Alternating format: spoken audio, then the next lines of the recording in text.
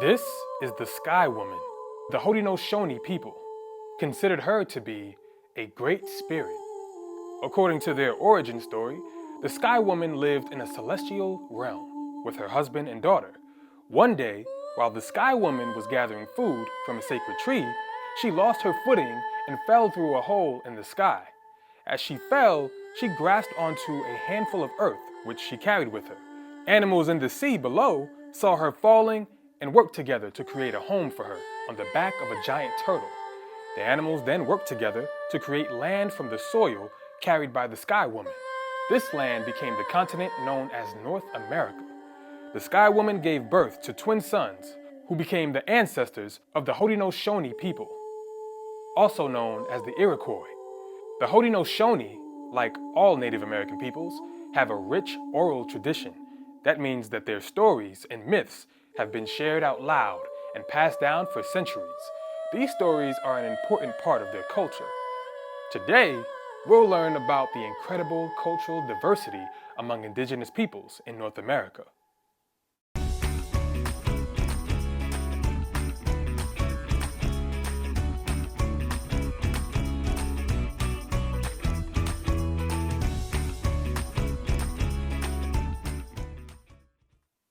Today's learning goals are to identify and explain three key elements of culture: language and stories, arts and crafts, and religion and spirituality, and describe these cultural elements among the Haudenosaunee, Wampanoag, and Powhatan people.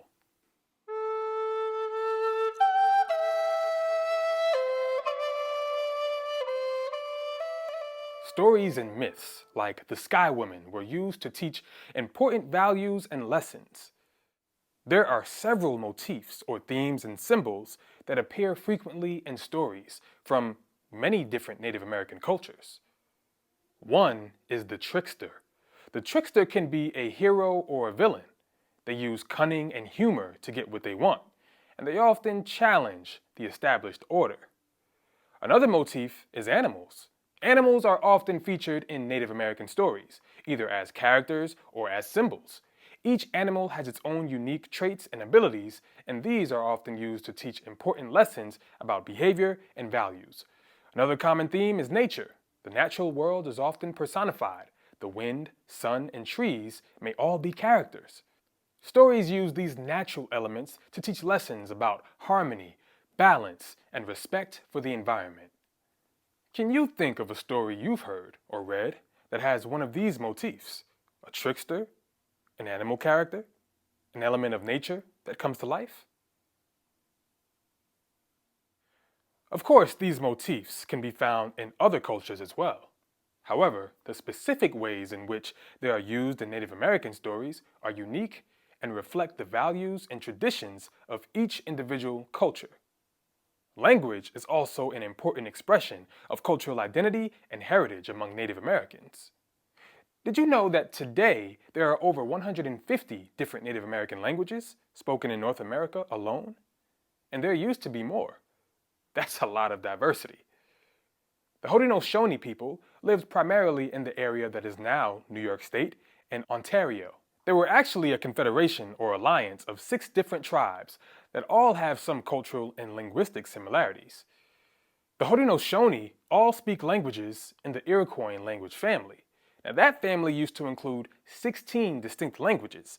Unfortunately, most of those are no longer spoken or known, and that's not unusual.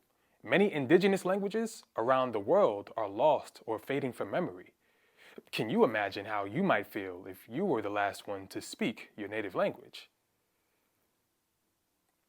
But the Haudenosaunee languages are still spoken today. The Mohawk language in particular still has around 3,000 speakers. Many people are working to preserve Haudenosaunee and other indigenous languages, and to teach them to young people.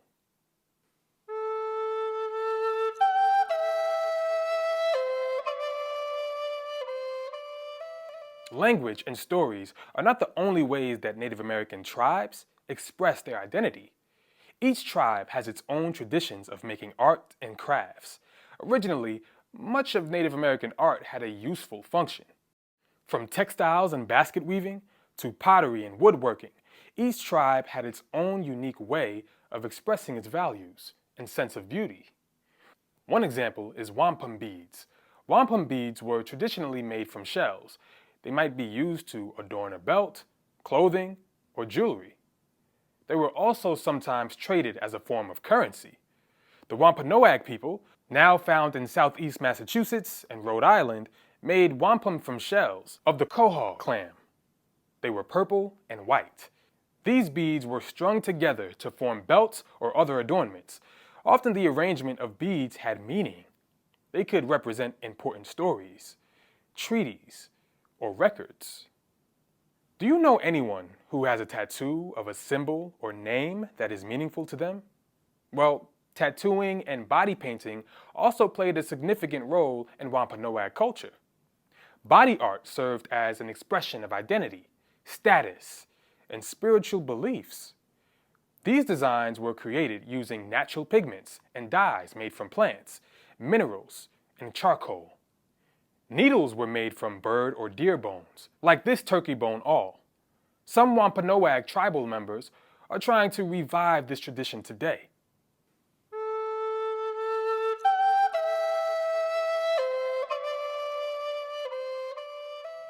Religion is an important part of many cultures. Is it a big part of your cultural traditions? While Native American religious customs and beliefs in North America are diverse, there are several similarities that can be observed across different tribes and cultures.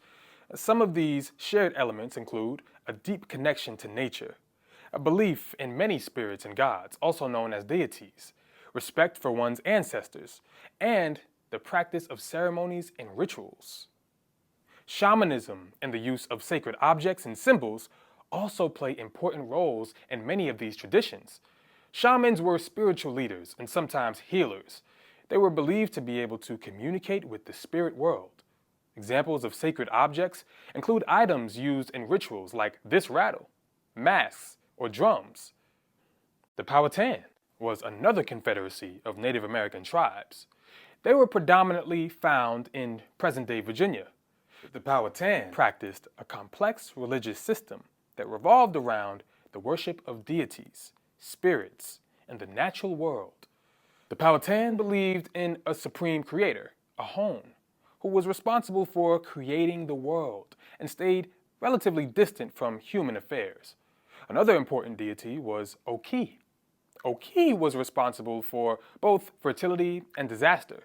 If the crops failed, it was because you had not pleased Oki. If the weather was bad, you had to give offerings to Oki. The Powhatan society also had priests and shamans who led ceremonies, interpreted signs, and provided guidance and approval to the chief.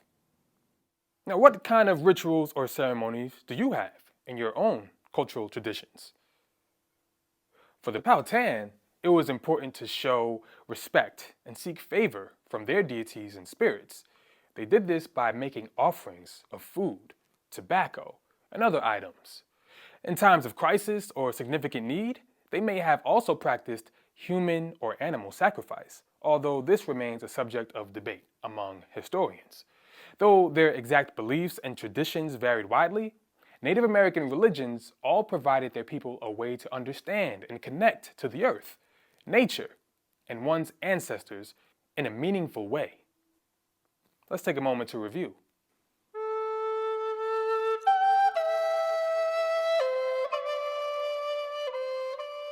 Stories and myths like the Haudenosaunee creation story teach important values and lessons using motifs like the trickster and animals. Languages also represented a big part of cultural identity. Indigenous Americans also expressed their culture through arts and crafts like the Wampanoag wampum beads and tattooing. Now, this artwork was not only functional, but also recorded stories, events, status, or other cultural values. And religion provided a way for Native Americans to live out their beliefs through rituals and ceremonies, like the Powhatan offerings to Oki. This was one way to show their respect for nature and the spirits. Now, these diverse cultures continue to enrich North America, and many people are working to preserve and teach the language and traditions of Indigenous Americans. Next time, we'll take a look at the many lasting contributions of Native Americans and how they are still contributing to our nation today. Until then, remember, historians, to always be clever. Hey!